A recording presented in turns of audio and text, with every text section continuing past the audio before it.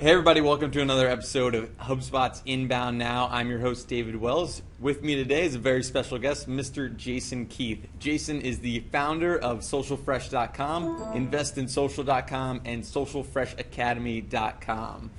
He's a social media speaker as well, and he's actually was the first guest on Inbound Now. He's the first return guest, so welcome back to the show, Jason. Thank you. Appreciate that welcome. I'm excited to do another round. I know. It's great that you're back here, man. I wanted to get you back on. I said that at the end of the first episode. Yeah. Here it is. Here it is. I thought you were kidding. I didn't expect another invitation. So. It was so good, I had to get you back. I wanted to get you on the 10 times better this time. Yeah. So I wanted to get you on the show today to talk a little bit about you've written a number of posts on insourcing versus outsourcing your social media. How Definitely. companies should approach that.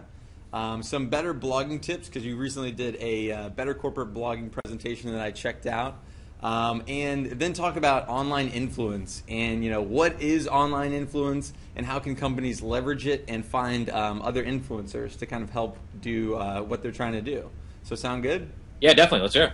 Alrighty, so let's jump into it. So, you started the site InvestInSocial.com, and basically it's a social media company directory where people can kind of find providers that offer a variety of social media services, right? Yes, So correct. there's a lot of debate around this, whether companies should outsource their social media activities or do it all in-house and train in-house. So, what's the best approach here in your opinion? Yeah, so I think it comes down to what the company needs. We created the directory because I know a lot of companies are looking for agencies, looking for social media monitoring companies, looking for all kinds of resources, all kinds of potential outsourcing of different aspects of social media, right? I find when most people are looking for an agency or a consultant or a vendor, they're not really sure what they need. They think they want to reproduce something they've seen.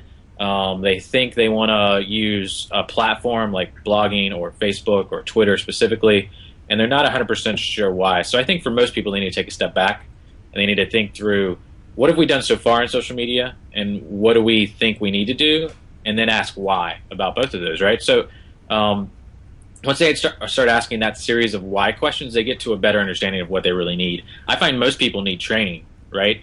Most people are bringing in an agency or a consultant because they don't know how to do it and they don't know what they need. When that happens, they're probably better off to go to some type of conference, start reading blogs, start educating themselves a little bit about the industry before jumping in and hiring someone to do something they're not really sure about. It's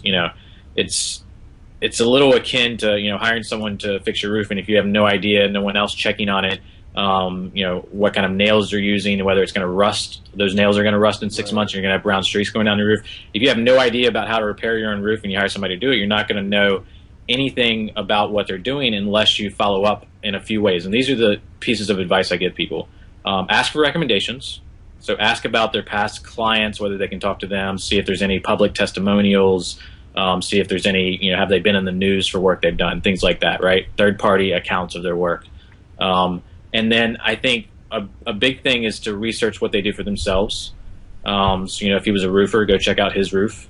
But if they're a social media company, check out their blog is probably the biggest thing to do, because a blog is one of the hardest things to do in social media and do it well.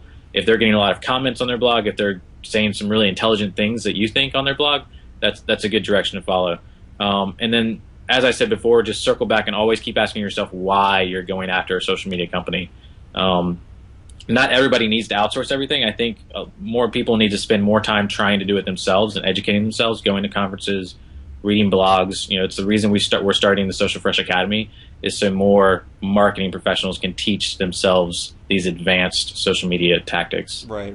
And I would say, doing it in-house, like if you're hiring an agency to do it, they're not going to know exactly about your business. Yeah, they can ask you questions and what have you, but you're the expert in your field, so really you should internalize it. Otherwise, I don't think, like longevity speaking, it's not going to work, right? Well, and there's one technique that's probably going to happen more. I think a lot of people are hiring agencies to do their social media management, which we're calling community managers right now, because one, there is that education gap that I'm talking about, and two, they're not fully sure what resources they need. So they can hire an agency for 3 to 6 to 12 months without hiring an employee that they're going to have to fire, right? They can adjust their agency relationship a lot more easily than they can adjust an employee that they hire. And I think agencies are kind of evolving. They know that they're not going to be community managers for every single brand that they're doing it for today, and they're going to evolve their offerings. So a lot of agencies are starting to train community managers for the brand and help manage them. Because the cool thing that an agency or even a lot of different types of vendors can offer in social media that a brand can't offer itself is an agency and a vendor will be working for a dozen to 2 dozen to hundreds of clients, right? Like HubSpot, for instance. You guys have hundreds of clients. So you have all this experience from various industries. You're testing things all the time for clients in various industries, and you're going to have a much broader wealth of knowledge about what works and what doesn't. A brand typically only has their industry or their series of products and is not going to have that same breadth. So, these agencies and social media companies are going to have a broader knowledge base than a lot of single brands are. That's one main benefit. That's not necessarily enough to sway the conversation either way. But it's something you're going to see exhibited more, I think, as we progress, as the industry continues to evolve. Okay, cool. Yeah, they definitely have that wider range and can pull in other ideas that maybe in the brand that they're kind of stuck in their ways and just kind of doing it the way they always have, right? So. Yeah, and that's what agencies excel at is ideas. So, there's always going to be a place. Gotcha. Cool. So let's switch gears a little bit. You talked a little bit already about blogging, right? And how it's the hardest thing to do in terms of social media. If you look at a company's blog and it's not really quite there, because it is hard to do, right? And you just gave a presentation, better corporate blogging. So can you explain in the blog, like why should companies be blogging? And you talk a little bit in the presentation about what's called the consumer engagement cycle. Can you kind of walk us through that?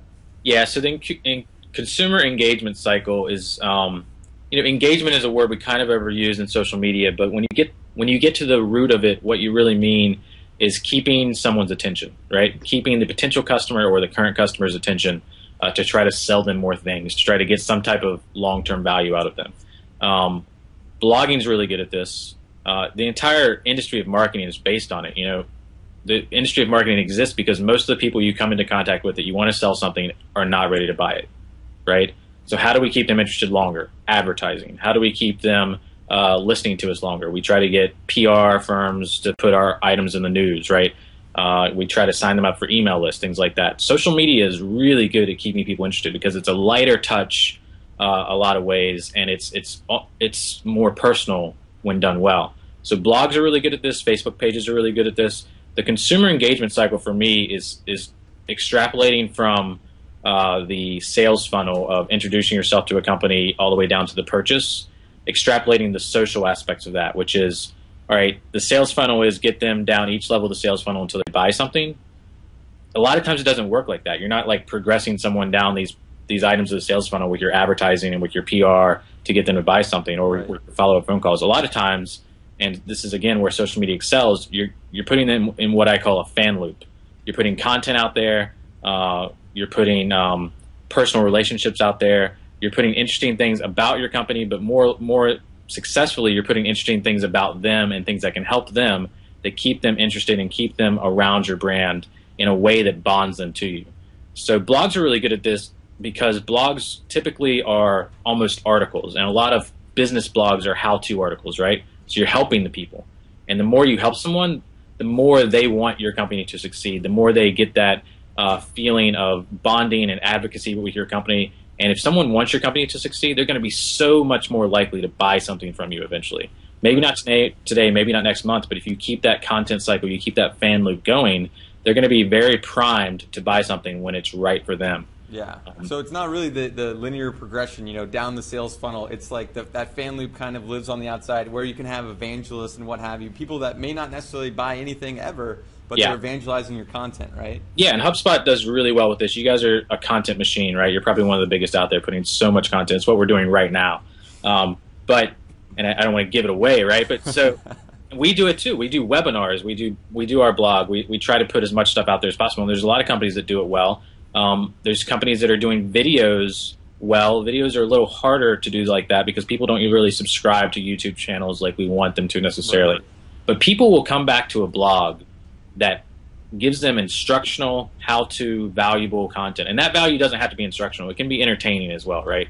It can be stuff that's funny, stuff that's pop culture, stuff that's consistently giving them value. And the longer you keep them reading, the longer you keep them in that fan loop, the more likely they're going to buy something from you eventually. And that's what, you know, permission-based marketing is based on. That's what relationship marketing is based on. That's what content marketing is and thrives on.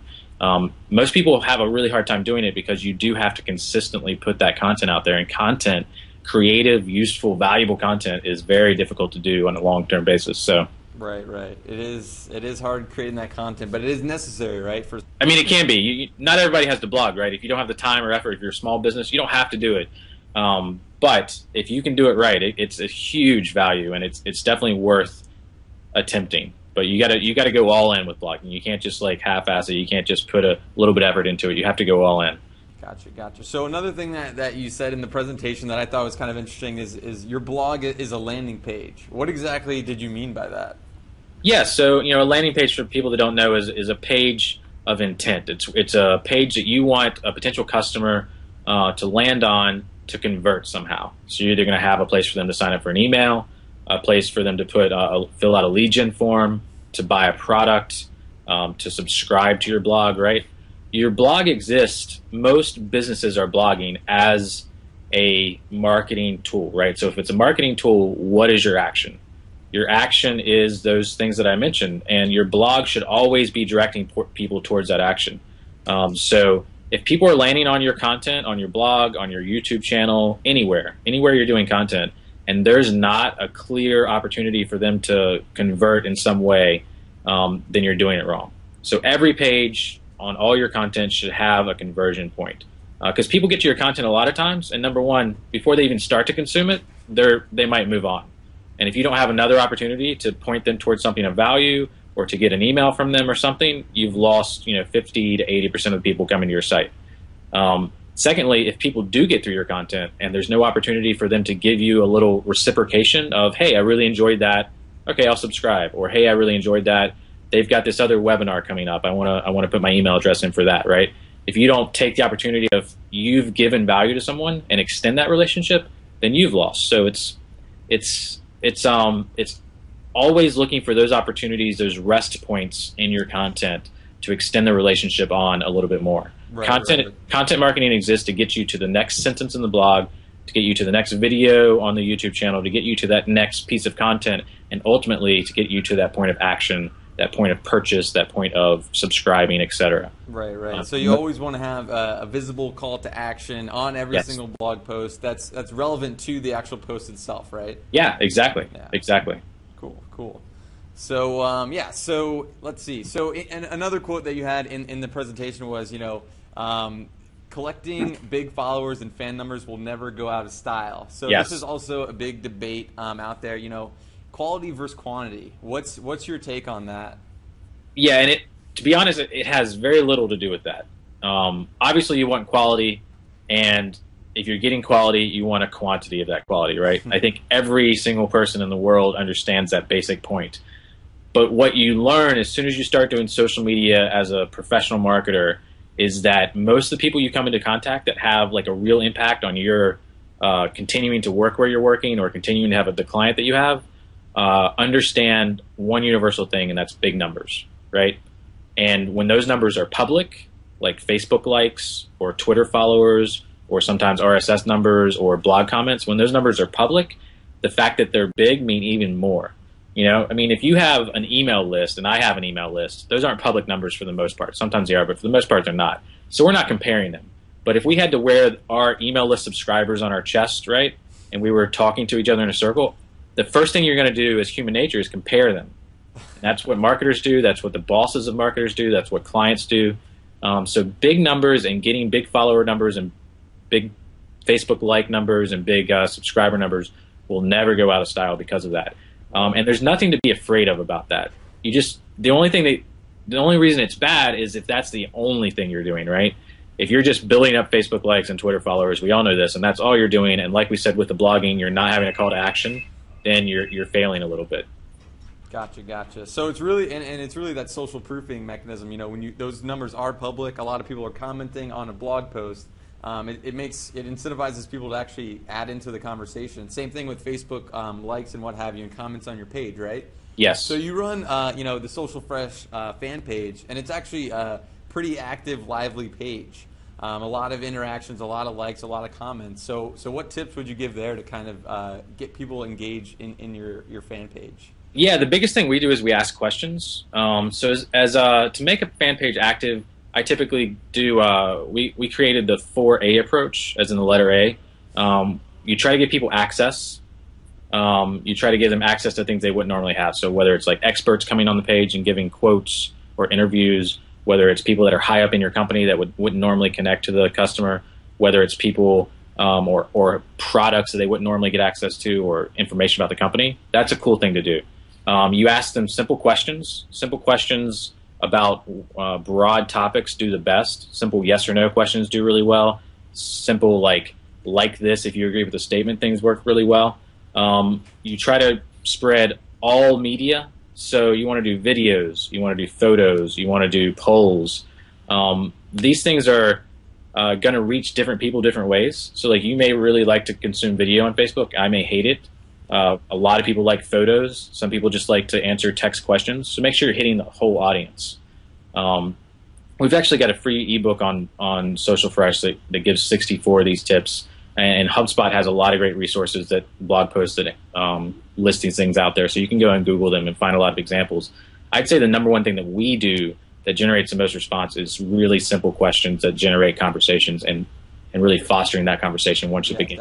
Definitely. So I actually took a lot of what you guys do on the Social Fresh page and actually use it for the Inbound Now page. Like I kind of modeled off your page and a couple others that I saw that was like they're very lively, and it really is the questions that you're asking. It's that just evoke people's responses. Yeah, it gets them thinking. Yeah. Yeah. Cool. So all right, so let's switch gears to the third topic at hand, and that is online influence. And so basically, your definition of influence and most people's, is the ability to move people to action. And we talked a little bit about that, doing that through your blog and your content. But in your presentation about influence, you talk about the path to influence and what takes people to that, conversion point.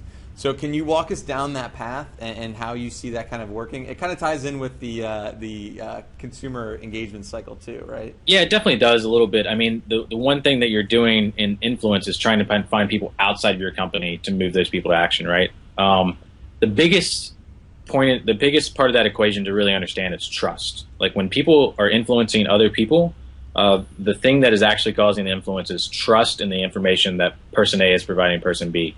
So you want to look for people that are building that trust online and build relationships with them, build mutually beneficial relationships, and figure out ways that you can help them so that they will be invested in your company. They will build that bond with your company, and they'll help advocate what you're doing out. And the biggest thing there is just to ask, who do your customers trust? Where are your customers going for that trusted information? Because they're not going to you typically. They're not going to ask McDonald's, why should I buy McDonald's, right? They're going to go search online, how many calories are in a Big Mac. They're going to go search online in this probably doesn't exist, but the fast food forums or something, right? Or it does. Or more, it probably does. Or more likely, they're going to ask their friends, or they're just going to build this database of trusted information from experiencing life, seeing ads, reading things online, reading newspapers, talking to their friends, listening to anecdotes from their friends, tell stories about the companies they interact with. A lot of these things are hard to capture and use as marketers, but online, it's very easy to build relationships with people that really do have audiences that trust their information. And that's what influence marketing is about. Gotcha. So finding those influencers and researching the communities where they're hanging out. What would some tips you could give some? What would be some tips you could give some companies out there for finding those influencers? Yeah, it's tough. Finding them is basically searching for the communities first and not the individuals, right? So you want to search for the blogs that are most active about the topics you're looking for. There's plenty of tools to do that. Technorati, other tools. Blog Dash is a cool tool. You want to search for the Twitter communities that form or the Facebook communities that form. There's a lot of Twitter chats on topics. Twitter chats are really cool because they're completely open.